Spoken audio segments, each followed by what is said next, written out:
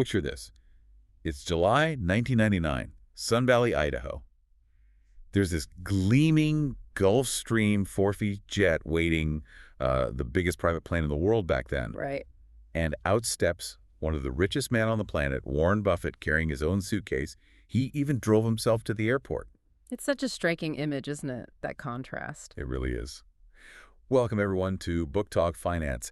Today, we are diving into the extraordinary life and mind of this financial titan. And we're doing it through the pages of a really remarkable biography, The Snowball, by Alice Schroeder. Exactly. And this book, it's not just, a story about getting rich. It's this fascinating journey into the principles, the quirks, the insights that really shaped Warren Buffett. Yeah, into the investor and the person he became. Alice Schroeder, the author. Yeah. She gives us this incredible look. It's not just what he did, but really the why and the how. It's so well done. Now, if you're as excited about digging into these insights as we are, make sure you subscribe to our YouTube channel after this book talk. We'll have even more discussions and explorations there. Definitely worth checking out. But back to Buffett. That image of him carrying his own bag, it sets the stage perfectly, doesn't it? Immense wealth, but this kind of personal humility. Almost an awkwardness, yeah. It feels like to really understand him, you've got to go right back to the beginning, his formative years. Oh, absolutely. And what's amazing is how early that entrepreneurial drive kicked in. I mean, as a kid, he and his buddy Stu Erickson were selling used golf balls. At the Elmwood Park golf course, right, until they got kicked out. Yeah, the police literally chased them off. But his parents, Howard and Layla, their reaction wasn't, anger. They just saw him as ambitious. Which is pretty telling in itself, isn't it? Like, they recognized this drive, even if the method was maybe a bit dodgy. And it wasn't just golf balls. He was meticulous about money from day one, collecting cash mostly, writing it all down in this little maroon passbook. His first bank account started with $20 from his dad when he was 6 years old. Incredible focus. Then there were the paper routes in Spring Valley, delivering every single day, even Christmas. Handling all the money himself, jars of half dollars and quarters. And he wasn't just collecting money, he was analyzing systems, reading true crime stories to figure out letter frequencies in print shops. Okay, that's kind of weirdly specific. Right. Or figuring out how to, scam soda machines by pulling the plug. Yeah. And spotting pinball machines near Griffith Stadium as a gold mine. So it's not just earning, it's finding the angles, the inefficiencies. Exactly. It's an analytical mind already hard at work, even with horse racing. Oh yeah, studying the forms like crazy. Making small bets, $6, $10. But learning that crucial lesson, fold fast when odds were bad and bet heavily when they were good. That's pure risk assessment right there. He even lost $175 once, which must have been a fortune for a kid back then. A huge lesson in loss. But beyond these schemes, his family life was, complex. Yeah, the book paints quite a picture. His mother, Layla. She sounds incredibly difficult. Verbal lashings, calling the kids worthless, ungrateful, apparently until they cried. Especially hard on his sister Doris. Wow, that leaves scars. Deep damage, the book says. And she was obsessed with social standing, daughters of the American Revolution, that sort of thing. So a really tough emotional environment. What about his father, Howard? Was he a contrast? He seems to have provided a sort of basic decency. He let Warren get away with more, maybe. His dad was also in politics. Right, and he lost an election after voting for the Taft-Hartley Act. Yeah, a controversial anti-union law. Showed conviction, maybe, but cost him politically. And Howard had strong views on money, too. He thought government bonds would become worthless paper. Which led him to break a will, his Uncle Frank's will. Exactly. The will said only invest in bonds, but Howard invested in stocks instead. So you see these strong financial convictions, maybe even stubbornness in the family. And it goes back further, right? Grandfather Ernest. Ernest Buffett. Ran a grocery store, a real perfectionist, disliked chain stores, apparently made Warren go buy bread at Hinky Dinky, which Warren hated. Why did he hate it? Because the clerks would yell out his name, and Ernest also made anti-Semitic remarks using code words. Eskimos, for Jews, the book mentions. It reflects that social segregation in Omaha back then. Definitely a product of its time. Jews and Christians living pretty separate lives. So with all that, the family dynamics, the social setting, it's maybe not surprising he felt, out of whack? Socially awkward? Yeah, socially inept, especially with girls, and particularly when he went to Penn. He even signed up for a Dale Carnegie course. But then stopped the check. Lost his nerve. Exactly. It paints this picture of a really brilliant kid who was just intensely awkward socially. That duality is fascinating. The social unease, but this incredible intellectual hunger. And that hunger really drove his next phase, his intellectual awakening. Which brings us to a key moment, getting rejected by Harvard Business School. Sounds devastating, but it turned out to be pivotal. Hugely pivotal, because it led him to look elsewhere, and he found Benjamin Graham and David Dodd, the Columbia Catalog. And Graham's book, The Intelligent Investor, the source says it blew apart the conventions of Wall Street. How radical was it, really? Oh, it was revolutionary for its time. Wall Street was so much about speculation, tips, emotion. Graham brought this rational mathematical approach. Thinking of stocks not as tickers, but as pieces of a business. Exactly. Value the whole pie, then divide it up. And he was incredibly risk-averse, looking for companies worth more dead than alive. The cigar butt approach. Find a company so cheap you can get one last puff of value out of it before it's gone. That's the famous analogy, yeah. Just squeeze out that last bit of value from the liquidation. Graham also preached diversification, not putting too many eggs in one basket. Which makes Buffett's own early moves even more interesting, because he didn't always stick to the script, did he? Not at all. Take Marshall Wells, that hardware wholesaler. He and his dad bought shares together. His first annual meeting. Yeah. And he noticed they held it in New Jersey. Right, probably so fewer shareholders would show up. Even then, he's noticing those corporate maneuvers. But Geico was the big one, wasn't it? Yeah. A huge departure from Graham. A massive departure. Graham was all about diversification, buying below asset value. But Buffett learned about Geico from Lorimer Davidson. Who opened the door to the insurance world for him. And Buffett just went for it. Put 3/4 of his entire net worth into Geico stock. 350 shares. 3/4, wow. Why? Because he saw its incredible growth potential. Even though the price didn't fit Graham's strict buy below asset value rule, he saw something special. The book calls it an extraordinary move for the normally cautious young man. It really shows his own instincts developing, separate from his mentor. Definitely. An early glimpse of the Buffett we know now, backing great businesses with conviction. Around this time, he also met Walter Schloss. Another Graham Newman guy. Yeah, and Schloss really hammered home that idea that wealth is hard to accumulate and easy to lose, reinforcing that cautious side. So he's soaking all this up. What was it actually like working for Graham at Graham Newman? He offered to work for free, right? He did. Shows how badly he wanted to learn from the master. He was the only A-plus student Graham ever had. But Graham himself sounds difficult. He had this protective coating, the book says. Found it hard to empathize. Apparently preferred reading Gibbon and Virgil to actually talking to people. Wow. Preferring dead authors to conversation. That's intense. Yeah, brilliant mind, but maybe not the easiest guy to chat with, even for his star pupil. So you've got these foundational experiences, these mentors, these early bets. How did he start knitting this all together to build the empire? Well, a huge piece of that puzzle was insurance, and specifically insurance float. Right. We saw the early interest with Geico, but then came National Indemnity. He acquired National Indemnity in 1967, and that's when he really unlocked the power of float. Explain float again, simply. It's the premiums policyholders pay up front. The insurance company gets to hold on to that money and invest it for its own profit before it has to pay out claims. The free money to invest, basically. Essentially, yes. Other people's money working for you. Buffett realized this was an incredible source of capital. He called it capital allocation. He could take capital from, say, the struggling textile mills. The original Berkshire Hathaway business. Exactly. And use this float from National Indemnity to invest elsewhere and generate much better returns. And crucially, he kept the good manager, Jack Ringwald, because you need smart underwriting to make float work. Got it. So float is key. But he was still using the cigar butt strategy too, right? Like with Dempster. Oh yeah, Dempster Mill Manufacturing. Classic cigar butt, failing wind pump maker, trading below its book value. So he buys in cheap. Thinking he can either sell if the price bumps up or gain control, liquidate assets, maybe bring in new management. And he did gain control. He did. But the experience wasn't entirely positive for him personally. He had to fire the manager, Lee Diamond, and he hated it. Really disliked confrontation. Profoundly. It showed this side of him, this aversion to conflict that really stuck with him. Which makes the story of Berkshire Hathaway itself, the textile company, even more complex. It really does. Because it was another failing business, another cigar butt on paper.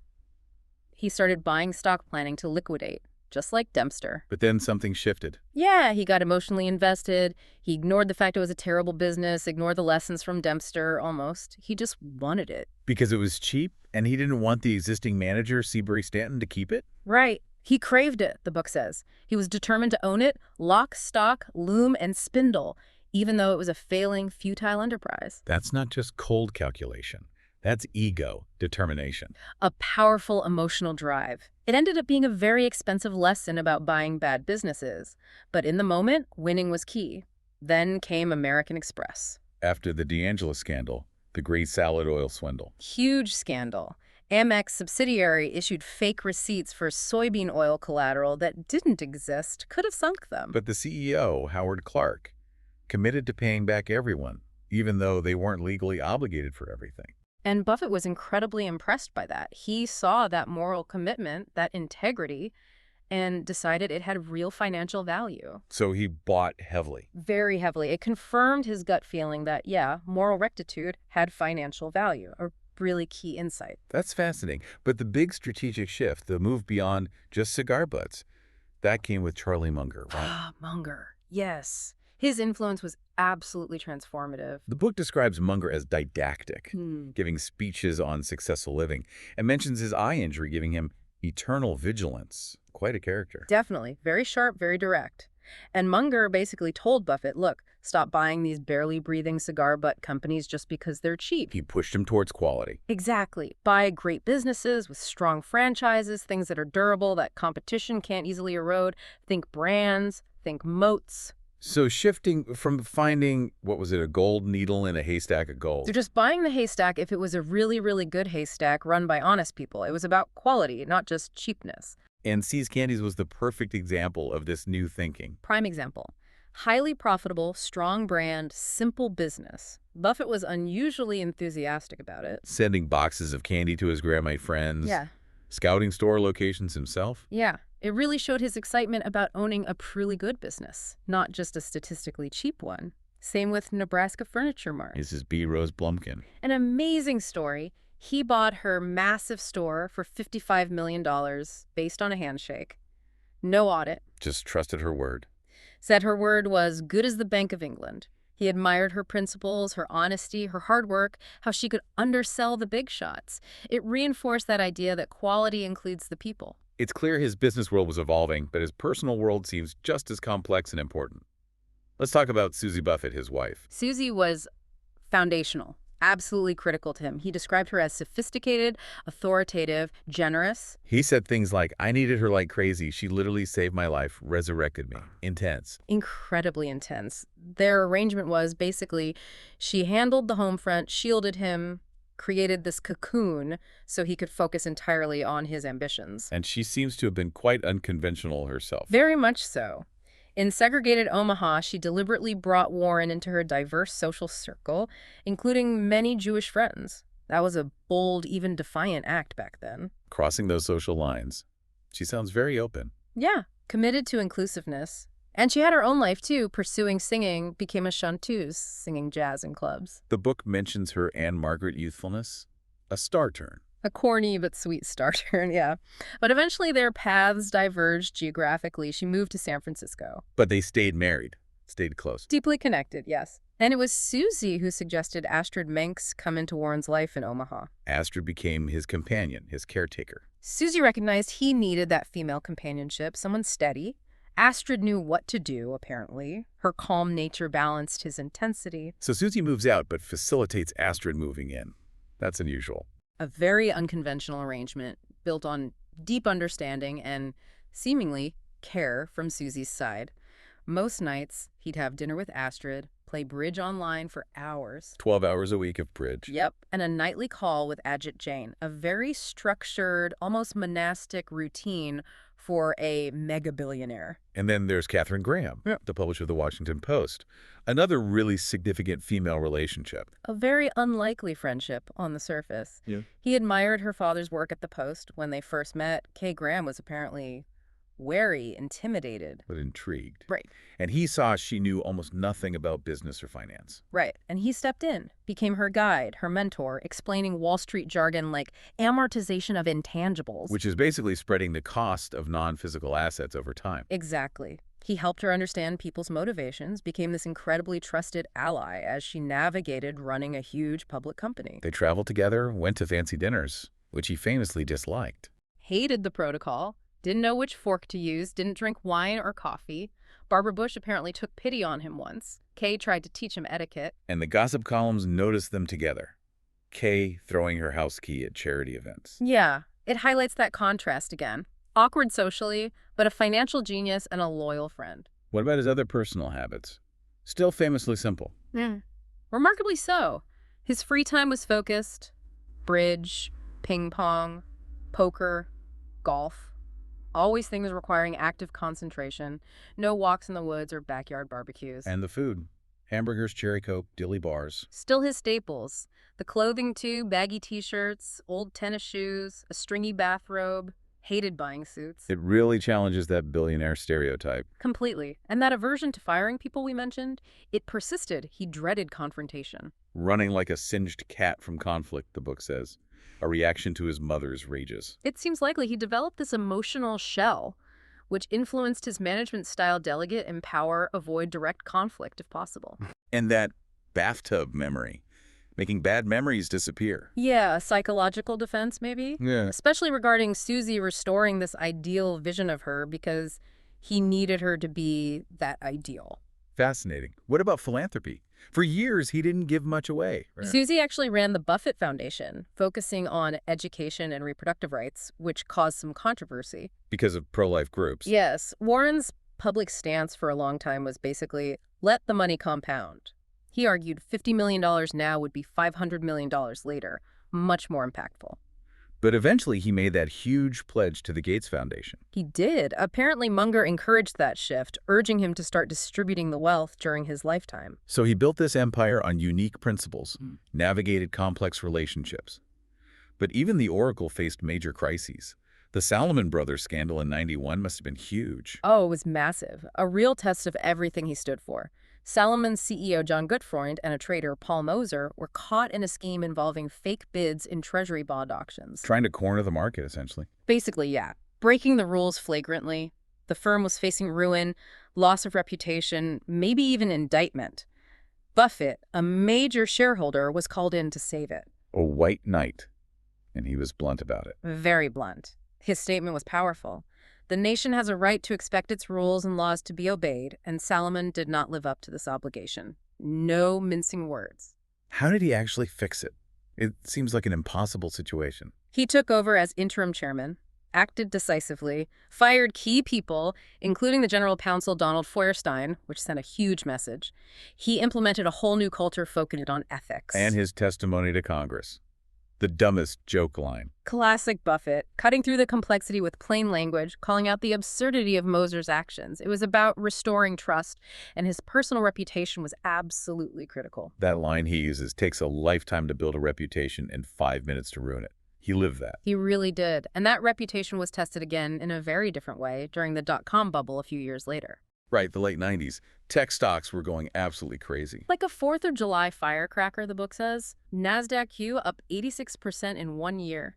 And Buffett refused to play. He wouldn't touch tech stocks while Berkshire Hathaway's own stock was falling behind. Significantly behind. He faced enormous criticism. People said he was washed up, obsolete, a fallen angel. That must have been immense pressure. How did he resist? Pure inner conviction. He just didn't believe in the valuations, didn't understand the businesses well enough to invest. He stuck to his knitting. He even gave himself a D grade for not deploying capital, but not for avoiding tech itself. Right. He didn't see avoiding tech as a mistake.